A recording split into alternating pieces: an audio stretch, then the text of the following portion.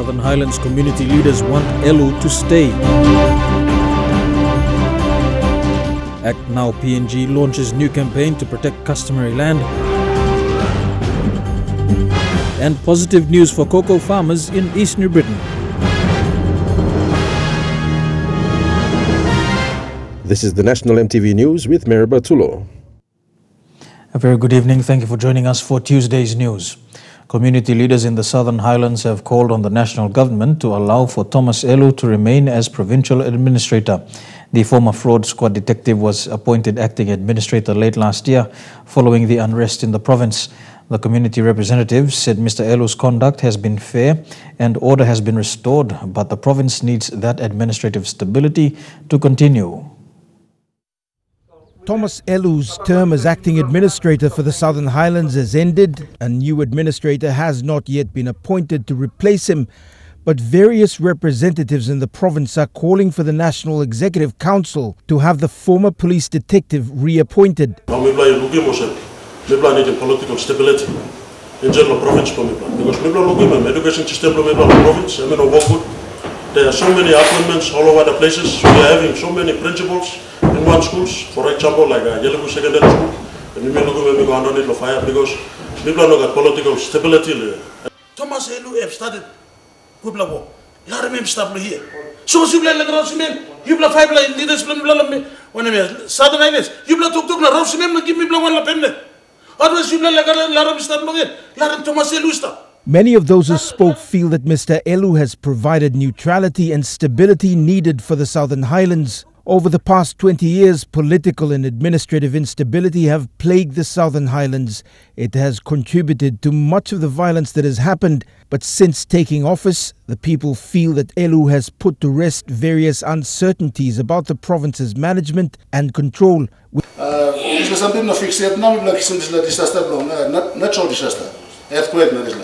Within the various parts of the Southern Highlands, community leaders feel that he commands a lot of trust and respect, along with the Provincial Police Commander Joseph Tondop. Eluh's term expired as he continued to work as the disaster coordinator for the earthquake relief operations. His possible removal and replacement is a concern for quake-affected people. Scott Waide, National EMTV News, Lae. Speaking in Port Moresby today, the NEC appointed acting administrator for Southern Highlands, Thomas Eluh, says he will exercise his powers to guide the province. Mr. Eluh had a stern warning for those colluding with the Department of Personnel Management to make appointments for the provincial administrator post. Mr. Eluh has also contacted bank officers to stop all transactions for the operational account under the emergency order powers. He says the province is at the tipping point of another disaster as confusion and tensions rise between different political factions. It is in whose interest is this? If it is in a political interest, then I'm pretty sure this is not the right time to make changes as yet. I'm not fighting for the position. I'm just very much concerned about people's lives and properties. Because Southern Highlands, unfortunately, has gone into a situation where people were killed, the public service grinded to a halt, all businesses were closed, banks and everything else came to a standstill. So within 3 months, I was able to revive that. But to clear the air, let me assure the people of Southern Highlands that I'm still the acting administrator appointed by the National Executive Council until a permanent appointment is made by the Cabinet. And not an acting appointment by some other bodies. Communications Minister Sam Basil has directed his ICT line agencies to research and advise him on appropriate course of action to protect privacy of Facebook users in Papua New Guinea. In a statement late this afternoon, Minister Basil said this was a result of class action court hearings in the US and UK over what has been described as the failure by the social media company to protect user data.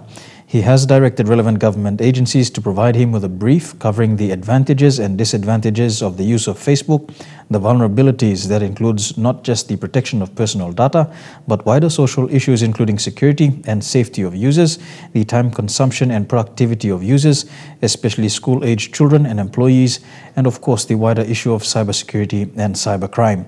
The brief will also include the issue of unidentified Facebook users using false IDs to commit cybercrimes, including defamation, fake news, pornographic and other illicit materials, which is behind the SIM card registration process. The minister's statement comes also in the light of the cybersecurity policy, which following consultative process is in the final stages of drafting for the National Executive Council to deliberate on. Gulf Province has had its 2018 budget approved by Treasury. The 165 million kina budget has been framed with the intention to restore governance, strengthen institutions and improve government services in the areas of health, education and infrastructure. Gulf Governor Chris Haiveta today announced the approval of the provincial and local level government money plan for this year for Gulf Province. The budget approved by Treasurer Charles Abel reflected the province's efforts in focusing on improving government services in health, education and infrastructure. According to Governor Haiveta, this was in line with bringing back development to Gulf Province after a decade of neglect. Now the total budget is 165 million kina for this year, of which together with salaries and cash that has been given from the national government, I think we've spent probably about 10 to 12 million of that in the first quarter of 2018. The budget this year for Gulf Province realized an increased revenue, much of this coming from the national government's increased support for the province. However, Governor Haiveta also highlighted the outstanding GST revenue owed to the province from the National Capital District. We are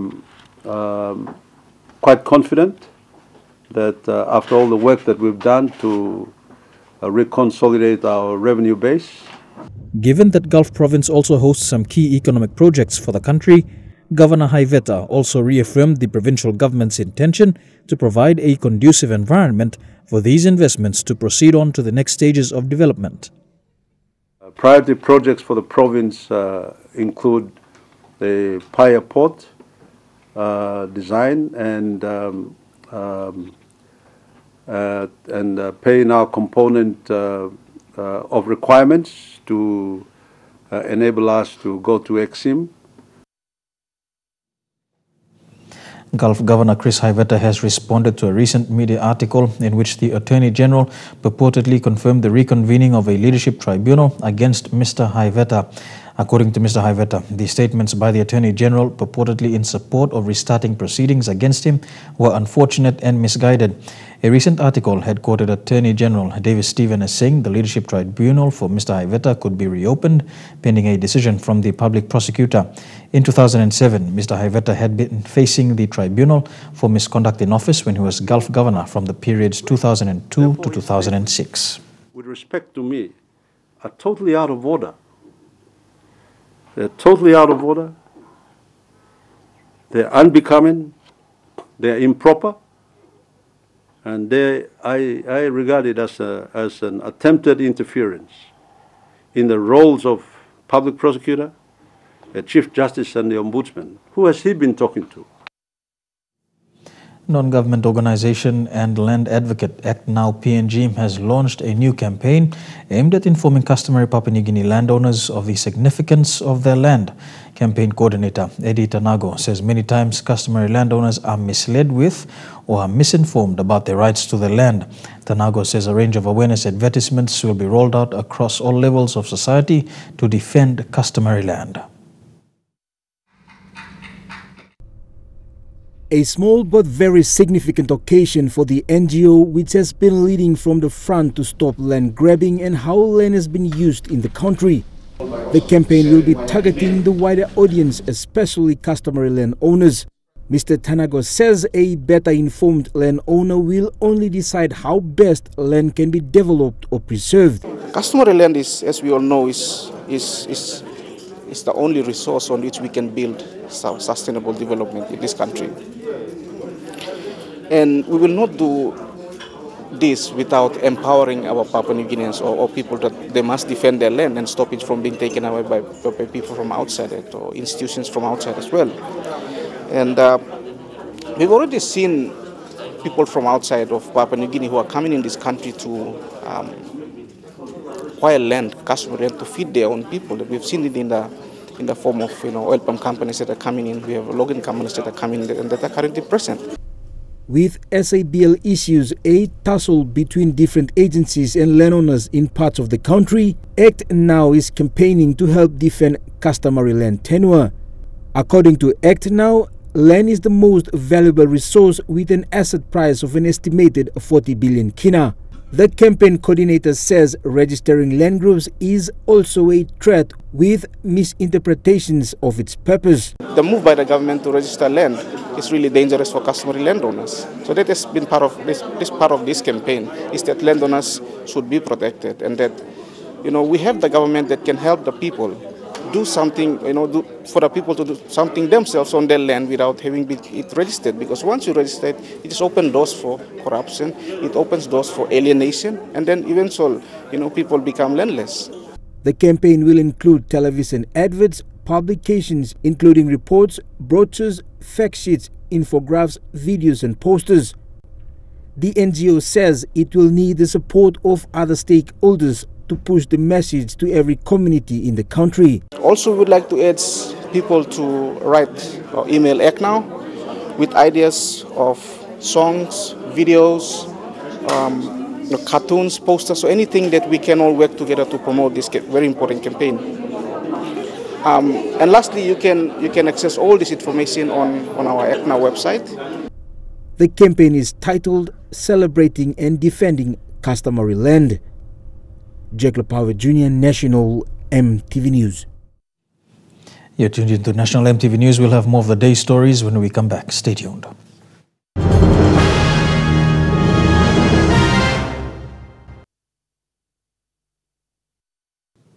Welcome back to the news.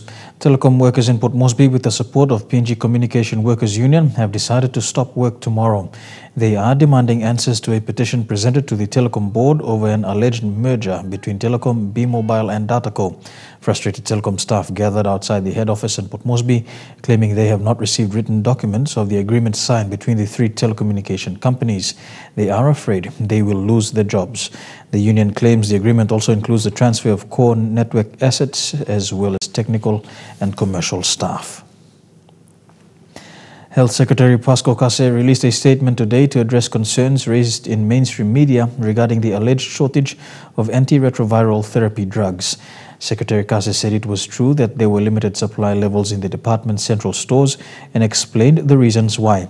The first is that all drugs are distributed by the HIV program teams to treatment centers around the country. The second reason was that these drugs are not held in large numbers centrally, as that they are very high cost and have demanding storage requirements. The Secretary said that he had recently signed a large order for all common use ART drugs, and this stock should be arriving in the country at the end of May. The Secretary pointed out that it was crucial that people on ART drugs should continue to take what was prescribed for them. Papua New Guinean companies showcased their products and services at the 5th South Pacific Tourism Exchange in Adelaide last weekend. The South Pacific Tourism Exchange is where all hoteliers, tour operators and airline companies gather to sell their packages to buyers all over the world. Tourism Promotion Authority CEO Jerry Agus urged all tourism operators in PNG to work together to help market and promote the country as a desired tourist destination. Over 50 sellers from the 17 Pacific Island member countries of the South Pacific Tourism Organization gathered to showcase and educate more than 60 buyers from 14 different countries. 8 tourism operators from PNG were also present to participate in marketing and promoting the country. We have a couple of participants from Papua New Guinea as well, like Trans New Guinea Tours, East New Britain Tourism Promotion Authority, Country Tours, and few other companies who do business in areas of tourism. So they are here to promote Papua New Guinea as a desired tourism destination. And also they are trying to sell their package tourism products as well. If you look around, you can see that most of the Pacific Island countries, they are selling the white sandy beaches, the quietness of the highland, the five-star resorts where people can easily go and relax and all that. But it's complete contrast to Papua New Guinea, because Papua New Guinea is more an adventure destination. The South Pacific Tourism Exchange is an avenue which provides a one-stop shop for international travel partners to meet suppliers from the Pacific and familiarize themselves with products from the region. It is a business-to-business event where they negotiate and do deals that will generate revenue, particularly for our Pacific Island countries in this case. So it's a consortium of business people.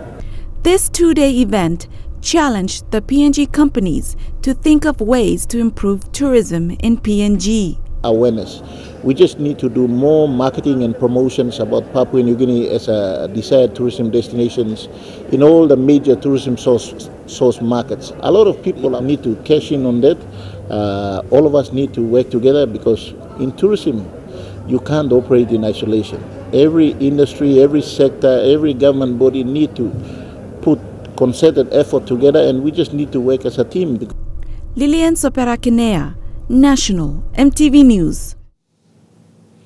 Cocoa farmers in Eastern Britain province are slowly seeing positive changes in the industry after almost 10 years of suffering from the cocoa pod borer onslaught. Cocoa farmers were encouraged to form cooperatives to receive support from agriculture-based organizations to rejuvenate their cocoa farms. The Ngalanaka Cocoa Cooperative is one success story that is beginning to see outstanding results. The Ngalanaka Cocoa Cooperative is not as popular as any other big cocoa producing company, but a group of about 111 members that began in 2014 is slowly beginning to see impressive results. The cooperative is a success story of cocoa rehabilitation against the cocoa pod borer pest in East New Britain province. Until recently, the group finally got the recognition it deserves. The cooperative has exported 20 cocoa bags for the first time with the help of outspent cocoa exporter and the Cocoa Board of Papua New Guinea. Roslyn Tobing, a female cocoa farmer in the group, says new innovations introduced by cocoa-based organizations have enhanced their knowledge on how they can better manage their cocoa blocks. Whatever comes out of this hard work, the Cocoa Board of Papua New Guinea is behind the move, encouraging farmers to form cooperatives so that they can receive technical assistance. And for the Ngalanaka Cooperative, this latest inclusion of a cocoa solar combination dryer funded by the Cocoa Board has further strengthened their confidence in the industry to produce better results. The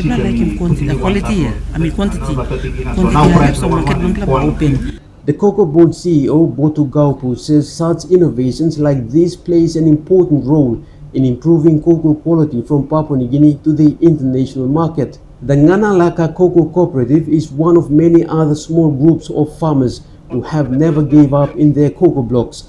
They hope their achievement will be a milestone for others in the province and the country to follow. Edwin Fidelis, National EMTV News, Kokopo. The Education Department, through its flexible, open and distance education program, has partnered with Kopkop College to give hope to those who have dropped out of school. A certificate was presented to owner and director of the college, Maria Kopkop, to signify the college as a registered Ford Study Center. The program will see Kopkop College facilitate the Ford program in its Kavieng campus. The program is different, with Kopkop to facilitate the program and provide full-time classes with qualified teachers to tutor the students. The launching was attended by school principals in New Ireland, as well as members of the provincial administration, provincial Ford office, and students and staff of the Kopkop College Kavieng campus. Moving on, a sausage factory owned by a Chinese company in Leh that has been operating in a residential area was ordered to shut down for an indefinite period by the Leh City Council Health Department. This follows concerns raised by a family on the company's waste disposal. The matter was reported to the Leh City Council last year, but nothing has been done. The company ceased operations today after failing to meet health and safety requirements following 2 separate inspections by authorities. The sausage factory was ordered to stop work today by the waste management team from Leh City Council Health Department. Leh City Council Waste Management Officer Peter Wiwi issued a closure notice to the company's general manager, Hui Chan, who ignored and failed to provide legal evidence to operate. This came after an inspection by the waste management team last week Friday. Actually, there were two initial inspections.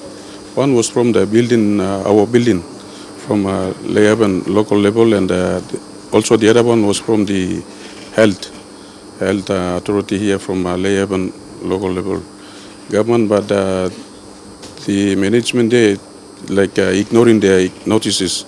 So actually, I did a follow-up on the two notices that were served.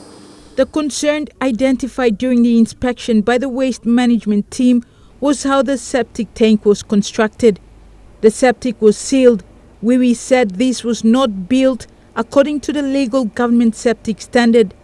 The company also failed to provide an approved grease trap plan when processing sausages. Yeah, it was for the warehouse, and there wasn't any installment for all this, like the grease trap and the pipings that will accommodate all the waste from the factory, and also the other factory requirements.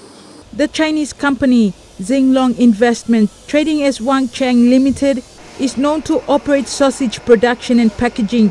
It is located at 2 Mile and has been a health concern since the setup of the premises in 2014. To date, no action was taken by the company to improve on the problems identified during the inspections last year and the follow-up last week.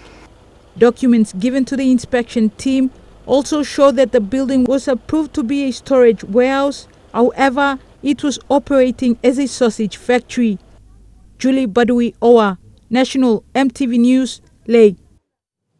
Here with Tuesday's news, we go for a break now. When we come back, we take a look at stories making headlines overseas. Stay tuned.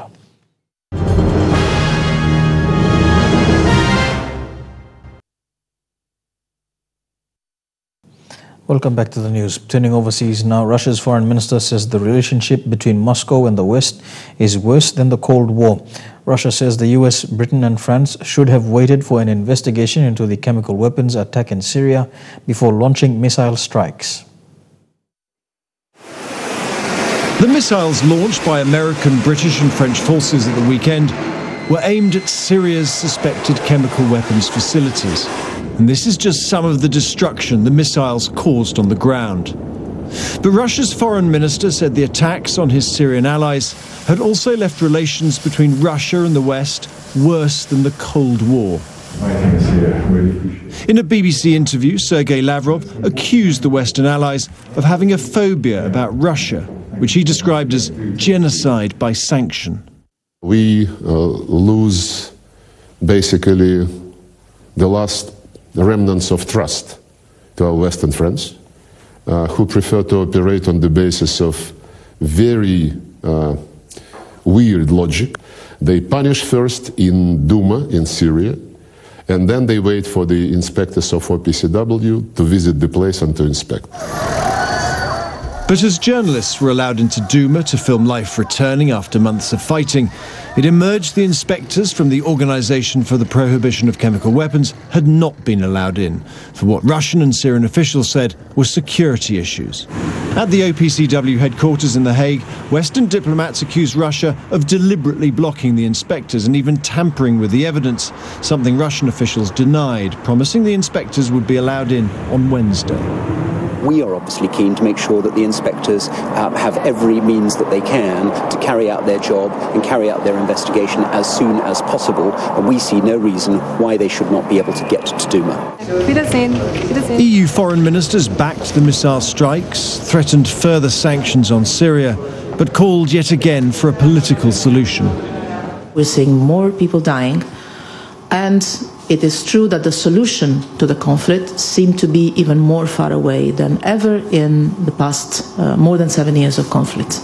But for now, supporters of President Assad in Damascus are celebrating the capture of the eastern Ghouta suburb, a victory in which chemical weapons seem to have played a part. A courtroom hearing over documents seized from President Trump's personal lawyer has turned into a media circus in New York. Porn star Stormy Daniels arrived to watch proceedings, accusing Michael Cohen of acting above the law. It's a colourful cast in this courtroom drama, where President Trump's personal lawyer Michael Cohen is fighting to keep documents seized in the FBI raids secret. Adding to the spectacle, Stormy Daniels. The porn star Cohen paid $130,000 to stay silent about her alleged affair with the president just days before the election.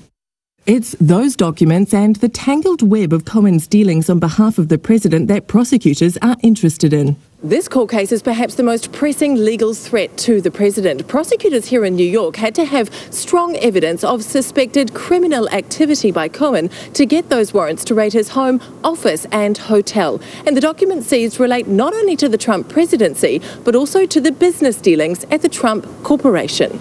And unlike the Russia inquiry, this is a criminal investigation where bank fraud, wire fraud and campaign finance violations are suspected. For years, Mr. Cohen has acted like he is above the law. He has considered himself and openly referred to himself as Mr. Trump's fixer. He is played by a different set of rules, or should we say no rules at all. My attorney and I are committed to making sure that everyone finds out the truth. Prosecutors inched a little closer today, a judge declining Cohen and the president's request to review documents seized in the raids, and now weighing how the material will be handled and the investigation will proceed. It's an accidental find that could help fight the global plastic pollution crisis. British scientists have created a mutant enzyme that essentially eats the type of plastic used in drink bottles. Plastic waste is filling the oceans. Products used just once will last for decades or even centuries. But there are ways of using plastic again. This plant in Dagenham helps turn old plastic milk bottles into new ones. And now this lab at Portsmouth University has gone much further, discovering how an enzyme can actually eat away at the fabric of plastic itself. This material has only existed for the last 50 years, so to have an enzyme evolved that actually eats this man-made material is really stunning. What this research offers is a totally new way of dealing with plastic that goes into bottles like this. The enzyme has been discovered to have the ability to break down the plastic into its two key ingredients, and that would make recycling far easier.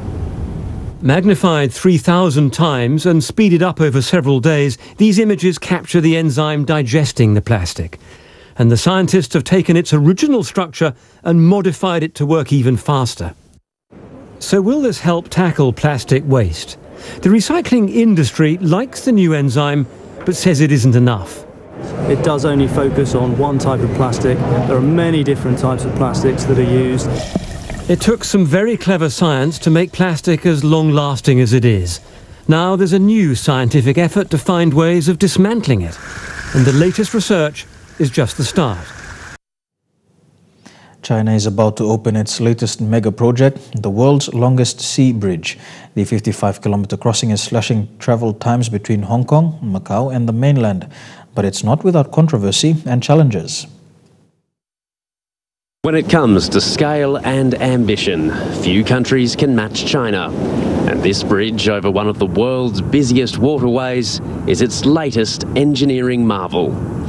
We've been given access ahead of the official opening. After more than 8 years of construction, the first cars are ready to cross. At the peak of construction, there were about 14,000 workers building this bridge and 300 ships. It was an extraordinary construction site. The Pearl River Delta is home to roughly 60 million people. If the densely populated cities around this waterway were combined, it would be the world's biggest metropolis.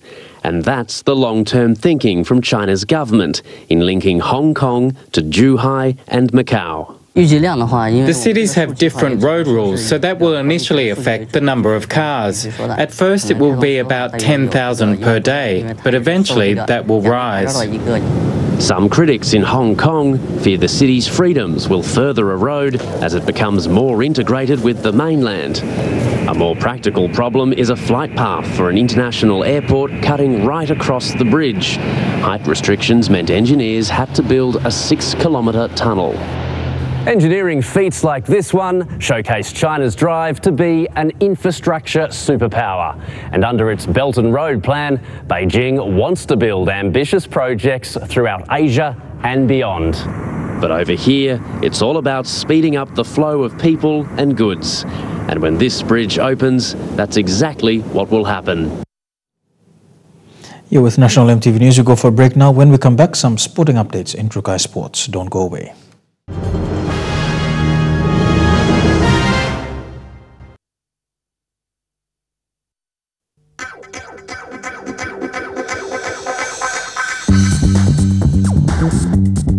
Trukai Sports.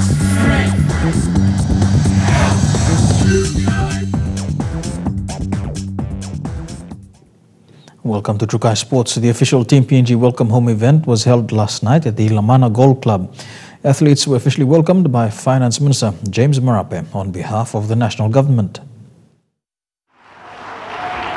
The athletes were given the opportunity to talk about their experiences at the Games. The sport of shooting has been absent from the Commonwealth Games for the past few years. PNG shooter Daniel Wanma says, though it was a lot of pressure, they did their best, finishing 16 out of 40 countries that competed in the code. We've done something short of a miracle. We only started shooting the discipline about 2 years ago. We've got some good juniors coming through. For the overall experience in the Commonwealth Games, for the National Sports Administration, thank you very much. American-based long jump athlete Peniel Richards says he was excited and honored to be part of Team PNG. It was an opportunity and an honor, and I feel really blessed to go out there and represent PNG and wearing the color. And it was a good experience, and I was just proud to be part of the team. So, yeah, thank you. Thank you very much for your support. Team PNG's oldest participant, lawn bowler Loa Babona, says it was an enjoyable experience. It was an honor to represent the country. To be honest, being the oldest, I was a little bit nervous, but at the same time I was really excited to take part in the event. And everything has gone well. I think all of us are very excited about the whole game, and we all enjoyed it. Rachel Saperi James created history as being the first woman in PNG and in the Oceania region to compete in a triathlon at the Commonwealth Games. Pretty proud of myself, and an amazing honour to represent one's country, and Team PNG did an amazing job this year. I'm just proud of all the athletes and proud to be a part of Team PNG. PNG weightlifting silver medalist Dika Toa congratulated and encouraged all athletes on their performance at the Games. Whoever represents Papua New Guinea at the Commonwealth level is equal to Usain Bolt, Kathy Freeman, and so on, you name it. So congratulations to all the athletes who have participated at these Games. On behalf of myself, the Team PNG, and everyone else, we'd like to thank you all for the great support that you've given us. Also, all the other corporate sponsors who have helped towards the preparation and towards the Games. Elijah Levet, National EMTV Sports. To Rugby League now, as part of the community engagement, the SPA Hunters will be visiting Bomana Primary School. They will be raising awareness and promoting the message, Stop Violence. The awareness is facilitated by NRL PNG with NGO partner Save the Children Inc. This week is themed Stop Violence on the Hunters Community Engagement Calendar. They will be visiting Bomana Primary School tomorrow to spread awareness to stop violence in families, communities, societies, sports, violence against women and children.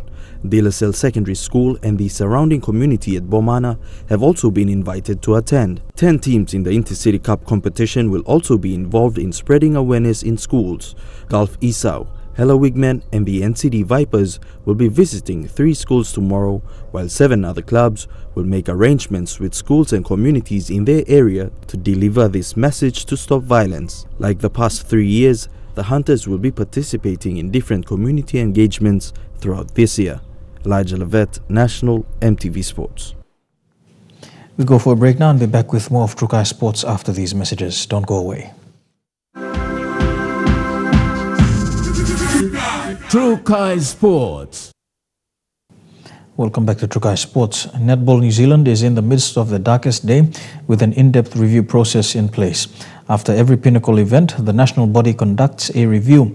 This one is of particular interest with the Ferns' rapid decline over the past 18 months and their worst ever result at the Commonwealth Games.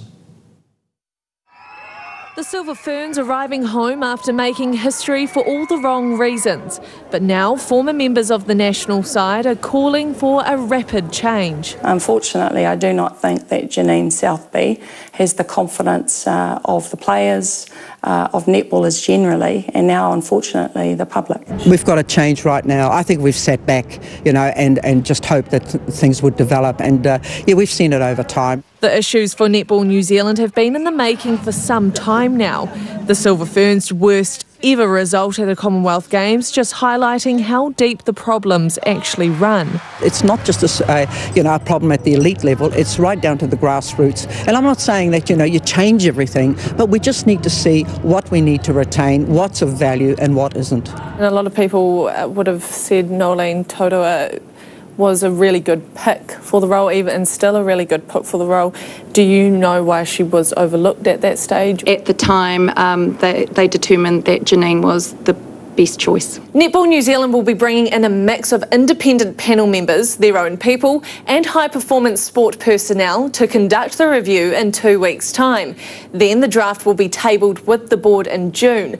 But will it all be too late? Number one, we've got to get a coach that can take us through to the World Champs next year. Number two, we've got to get back into that Australian competition. We did not have an option to continue in the ANZ Championships. Netball New Zealand have just over 1 year before the World Cup in Liverpool gets underway. Let's hope that campaign is on target. Former Black Fern Louisa Wall has blasted Wallabies player Israel Folau, saying his recent homophobic comments could kill someone. One Fern who's finding it hard to stay out of the spotlight is Maria Folau. She took to Instagram in support of her husband, the Australian rugby player, as the fallout continues from his comments, saying gay people would go to hell. Her post said, "Don't be afraid to stand up for the truth, even if it means you'll be standing alone." To which her husband replied, "Amen, God is the only one we follow."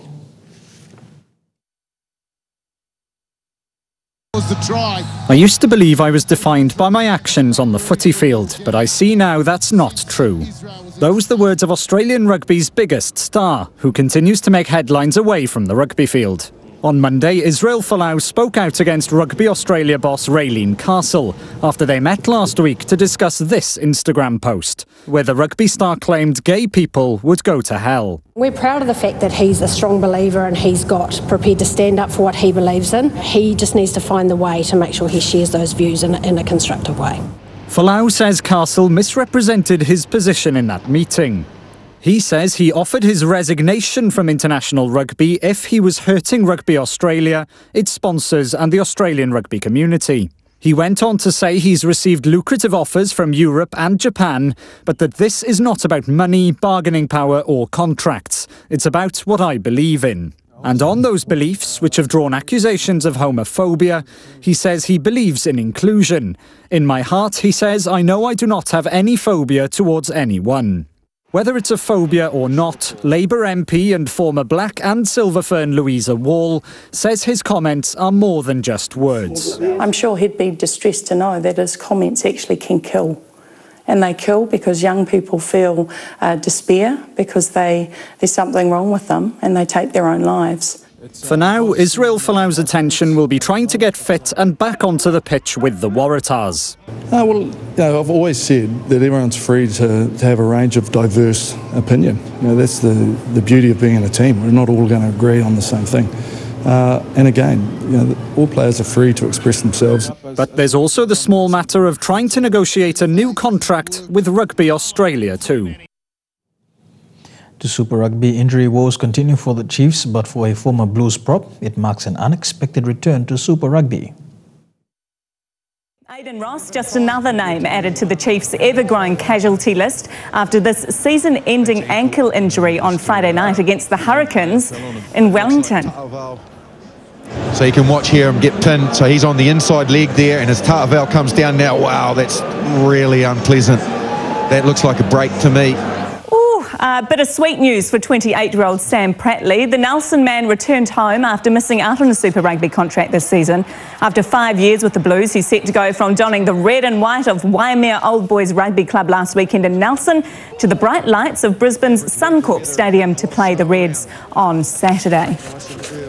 And while the Crusaders have had their fair share of injuries, they're looking set to welcome some of their internationals back from the casualty ward for their clash against the Sunwolves.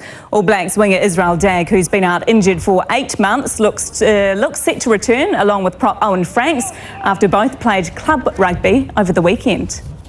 Yeah, look, he's available for selection as well. So Dagger, credit to him and Owie and the boys that are coming back on long-term injuries have all worked hard and put some good club minutes in. And it's looking like Tim Bateman will partner Ryan Crotty in the midfield, with regular centre Jack Goodhue out for a couple of weeks with a hamstring injury. To the IPL, and Black Caps paceman Trent Boult may have shined with the ball, but it wasn't enough to stop his Delhi Daredevils being well beaten by his former side, the Kolkata Knight Riders. It was a convincing start by the left armour, dismissing opening Sunil Narine in the third over before his perfect Yorker removed the West Indies danger man, Andre Russell.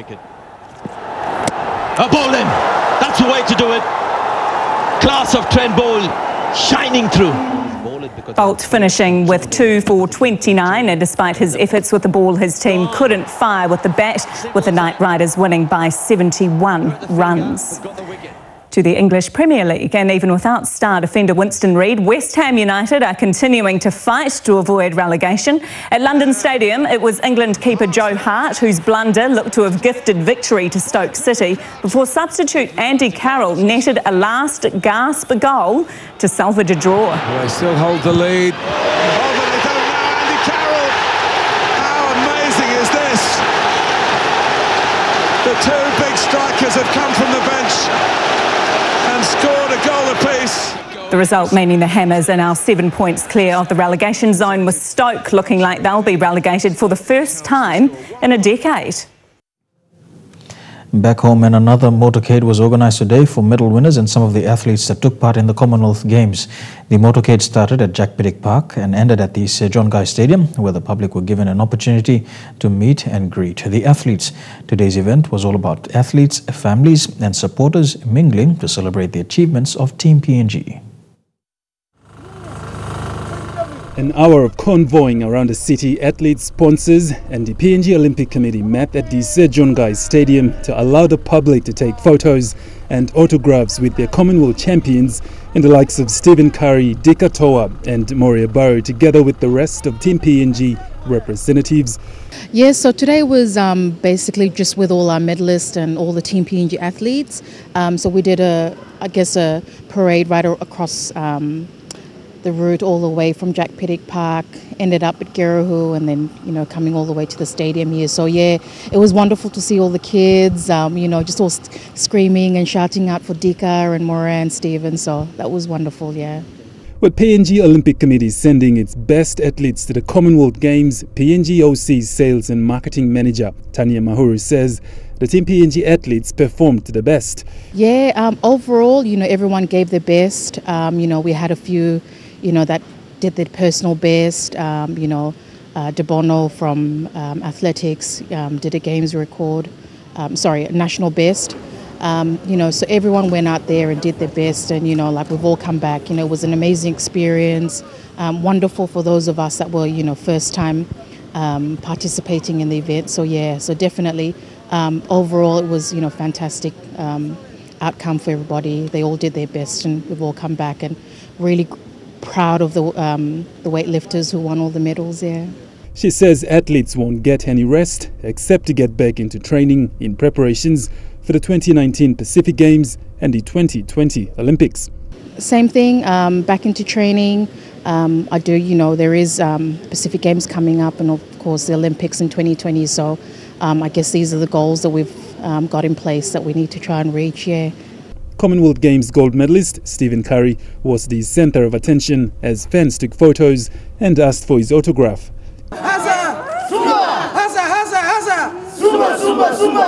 Godwin Eki, National MTV Sports. And that wraps up True Kai Sports for this evening. Up next, we'll bring you the weather details for the next 24 hours. Stay tuned. True Kai Sports.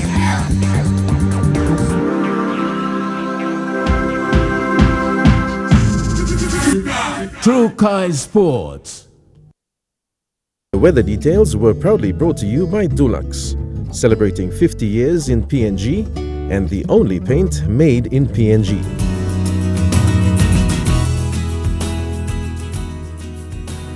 A look at the weather forecast for the next 24 hours in the southern region. Port Moresby mostly fine with some cloudy weather and potential thunderstorms later in the evening. Cloudy with some rain expected for Daru and Kerama. Cloudy with some thunderstorms for Alota. Cloudy weather in Popondetta. To the Momase region, Lae mostly cloudy with a thunderstorm expected tonight and some very warm weather tomorrow. Medang can expect some late thunderstorms this evening, which will continue to tomorrow, and Wewak and Vanimo cloudy weather expected with possible thunderstorms. To the New Guinea Islands region, Lorengau cool with a thunderstorm expected this evening.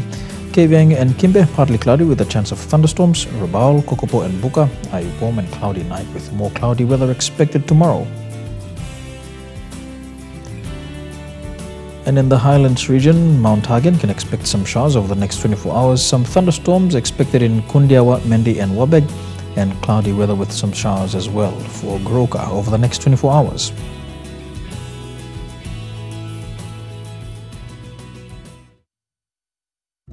The weather details were proudly brought to you by Dulux, celebrating 50 years in PNG and the only paint made in PNG.